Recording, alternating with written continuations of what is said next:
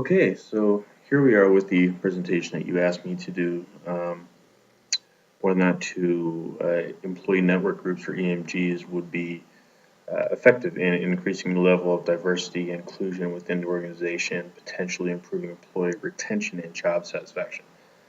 Now I'll also go over how EMGs could potentially help meet the diversity and inclusion objectives. So here we go to the next one.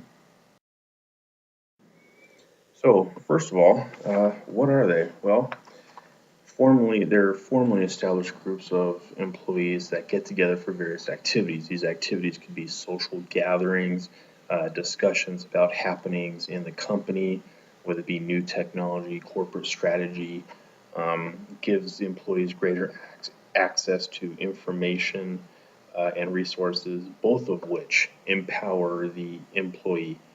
Um, it should enhance their individual motivation and work performance as well, which is always good. They can also do fundraising, and the groups are always open to anyone in the company. Very important.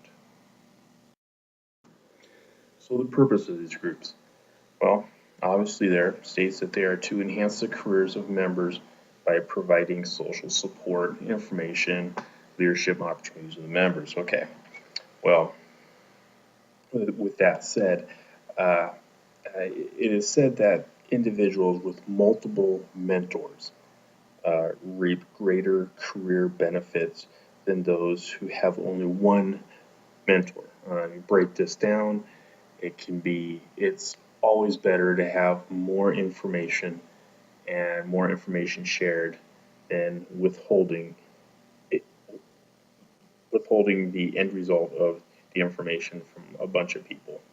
Um, So these can only benefit the employees will feel more empowered and more of a sense of ownership within the company from multiple people or support groups helping them out throughout their advancement in the company. So this is seen as a very good thing.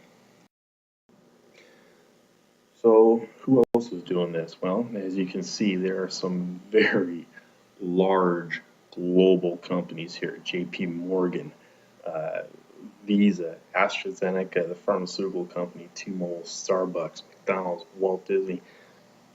This is pretty much seen as a must for large companies. As we are a Fortune 500 company, this is a must as well. So the benefits of it, well, let's see. The benefits would be okay. They're obviously going to add significant value to the employees who participate. They not only add benefit to your employees who are in these groups, but to the external communities in which they interact, and effectively your organization's bottom line. Um, the more that your employees reach out to your prospective client base, the more they understand, the more that the client feels comfortable with the employee and the company and the product and the brand name. That's a win-win. Um, Another part there is that the unique knowledge of market segments that group members would have. Um, the, the knowledge of the market segments is important. That may be high growth potential for your product and services. Uh, it's a double-edged sword, but it's a very important step into getting the product closer to the consumer. Um, like I said before, it makes the consumer more comfortable with the brand name and the product. Um, it's more of a feeling of talking one-on-one with an individual as opposed to talking on a phone through customer service. It's just it brings about a lot more comfort, and of course, helping with the infrastructure. What you could do is a number of these groups. You could appoint one leader in each group, and once or twice a year, have the CEO meet with the leaders in that group, exchange ideas, share the knowledge of where the company's going, what the product is doing, the market segment, what the company is doing in the community, how the community is reacting. All this is very, very important marketing for the company. It can only be seen as a positive. So it gets the upper management, senior VPs, CEOs, um, the share. You can get shareholders involved as well if you want. It just helps to share information between upper management and uh, lower lower types of management or slash individuals out there working for. Okay, so the concerns.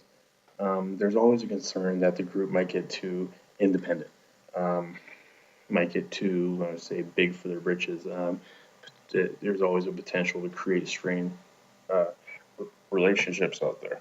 Um, the competition among other groups within the same company, everybody's they're going to need funds, and the impact on the company. They could always be a competition, but whether or not these groups are managed properly from the start, that's very important to give proper direction. Make sure they work with each other, so that it doesn't become a competition.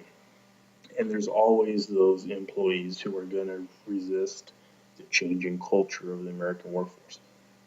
It's a big deal with with illegal immigrants, with all these things that are in society, the politics of it. There's always going to be somebody who's going to resist the changing culture of the American workforce. Um, who they have the reverse thinking of things should be one way instead of needing that change. So yeah, it's just a couple of the risks, but the last one being not so much because there's so much diversity in the workforce now that it's seen as kind of a common practice at this point. Okay, so the recommendation here, it obviously the benefits outweigh the the risk. What this should do is this should lead to more deep personal relationships at work, as well as a broader network of casual connections. These contacts, in turn, provide information about the company and how to adapt to it, as well as opportunities for mentoring and support, which I mentioned previously. The end result should be enhanced career development through community building and ultimately reduced volunteer turnover. So, once again, it's a plus for the employee to have more stake, more share, more say in the company, and the company gets a better understanding all the way around.